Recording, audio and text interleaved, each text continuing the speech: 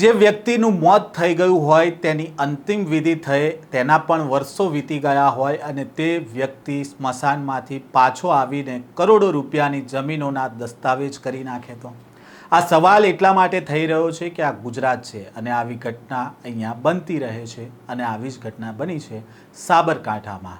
વિગતે વાત કરીશું મૃત વ્યક્તિ કેવી રીતે કરોડોની જમીનોનો દસ્તાવેજ કરી ગયો.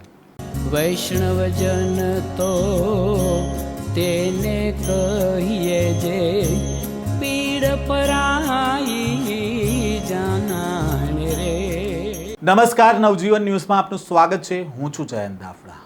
ગુજરાતમાં જમીનોના ભાવ આસમાને આમતા જ સાબરકાંઠાનું તલોદમાં ભૂમાફિયાઓ અત્યારે સક્રિય થયા છે. તલોદના ઉજેડિયા ગામની સીમમાં આવેલા સર્વે નંબર 1211 જેનો જૂનો સર્વે નંબર 405/1 છે તે જમીનના મૂળ ખાતેદાર ગોવિંદભાઈ ત્રિકમભાઈ સુથાર સરકારી રેકર્ડ મુજબ 100 વર્ષથી વધુની ઉંમરના છે અને વર્ષો પહેલાં તેમનું અવસાન થયું હતું. પરંતુ આ કરોડોની જમીન હડપવા માટે ભૂમાફિયાઓએ અસલી મૃતક ગોવિંદભાઈ ત્રિકમભાઈ સુથારના નામે માત્ર 55 થી 60 વર્ષના એક ડમી માણસને કચેરીમાં ઊભો રાખી દીધો અને દસ્તાવેજની નોંધણી પણ કરાવી દીધી. 100 વર્ષના મૃતકના નામે 60 વર્ષનો જુવાનીઓ કચેરીમાં આવીને અંગૂઠો મારી જાય છે અને ત્યાં બેઠેલા સરકારી બાબુઓને કશું જ શંકાસ્પદ નથી લાગતું. તે વાત જ સાબિત કરે છે કે આમાં મોટો વહીવટ થઈ ગયો હશે. આ કૌભાંડ એટલું ગંભીર છે કે મૃતક વ્યક્તિના નામે ખોટા પુરાવા ઊભા કરી બેંક ખાતા પણ ખોલી દેવાયા અને ચેકોની આપ-લે પણ થઈ ગઈ.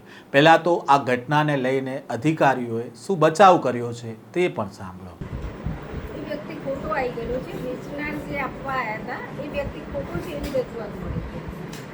કોના દ્વારા રજૂઆત કરવામાં આવી હતી? ફરજદાર મદનસિંહ કેશરીસિંહ ઝાલા રહેવાસી ઉજેડિયાના છે. એમણે અરજી કરી છે. સદા જમીનનો કબજો એમની પાસે છે. અરજીમાં કયા પ્રકારનો ઉલ્લેખ કરવામાં આવ્યો છે?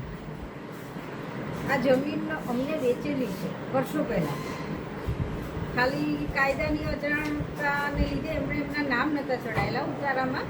એટલે જે વ્યક્તિ જૂના નામો ચાલુ હતા એટલે એ વ્યક્તિ આવીને દસ્તાવેજ કરી ગઈ એવી રજૂઆત મળેલી છે. અને જે વ્યક્તિ આવી એ વ્યક્તિ હાલ 100 વર્ષની હોવી જોઈએ અને જે આપવા માટે આવી છે એ વ્યક્તિ 60 વર્ષની જ છે એવો એમણે અંદર ઉલ્લેખ કર્યો છે.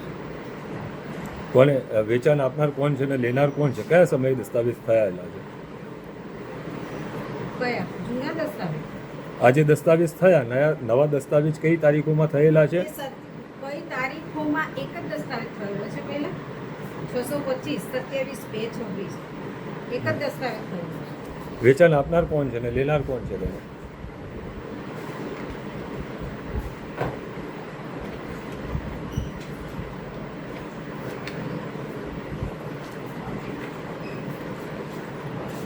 આપનાર સુથાર ગોવિંદભાઈ ત્રિકમભાઈ અને લેવામાં પરમાર સુરેશજી ગોપાલ. અરજદારનો આક્ષેપ છે કે જે પ્રમાણે સુથાર ગોવિંદભાઈ આપનાર છે તેનું મૃત્યુ થયું છે અને તેના દસ્તાવેજ તેના નામના થયા છે. એ તો આપણે કઈ રીતના સાબિત કરી શકીએ? એમણે બી ખાલી કહ્યું જ છે, સાબિત તો એ બી નથી કરી શકતા. એમણે બી ખાલી મૌખિક રજૂઆત એમની કરી છે. એમને જે યોગ્ય લાગ્યું કે તો 50 વર્ષ પહેલાં અમને વેચાતી આપી છે અને 50 વર્ષથી ગામ છોડીને જતા રહ્યા છે તો અત્યારે વ્યક્તિ 100 વર્ષની હોવી જોઈએ. પછી વેચાણ આપવા આવી છે એ વ્યક્તિ 60 વર્ષની છે તે વ્યક્તિ ખોટી આવી છે. ઓકે, શું નામ છે આપનું? બેન મીના MM પરમાર.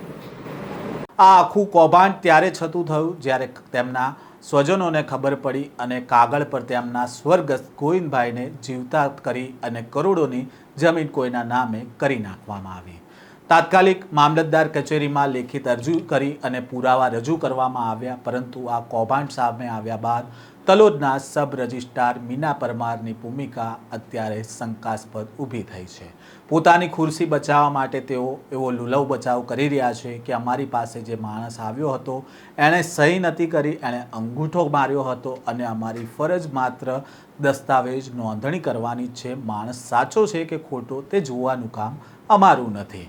જો સબ રજિસ્ટ્રારનું કામ માત્ર કાગળ પર સહીઓ અને સિક્કા મારવાનું જ હોય તો સરકારે આ પદ રાખ્યું જ કેમ હશે તે પણ અત્યારે સવાલો થાય છે.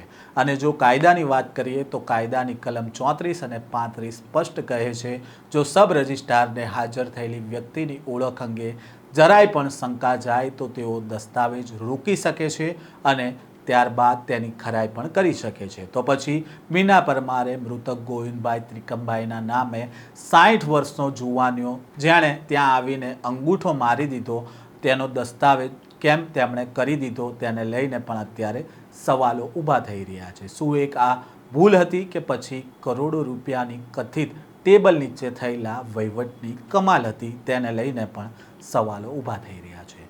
સ્થાનિક સૂત્રોનું માનીએ તો જો ઉચ્ચ કક્ષાએથી એટલે કે સ્ટેટ વિજિલન્સ કે સ્પેશિયલ ઇન્વેસ્ટિગેશન ટીમ દ્વારા તપાસ થાય તો તલોદના અને પ્રાંતિજ તાલુકામાં છેલ્લા 5 વર્ષમાં વિદેશ ગયેલા કે પછી વર્ષો પહેલાં મૃત થયેલા લોકોની જમીનની તપાસ કરવામાં આવે તો આ જ રીતે ડમી માણસો ઊભા કરી અને આ જમીન હડપી લેવા માટેનું કરોડો રૂપિયાનું કૌભાંડ બહાર આવી શકે તેમ છે.